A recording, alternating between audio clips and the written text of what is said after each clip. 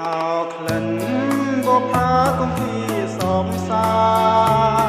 ចង់ថាមិនណាយតែឆ្ងាយហាត់ថាចិនខំសង្ឃឹមក្រែងដល់ចំបាពុកមូសាគ្មានត្រាប្រណី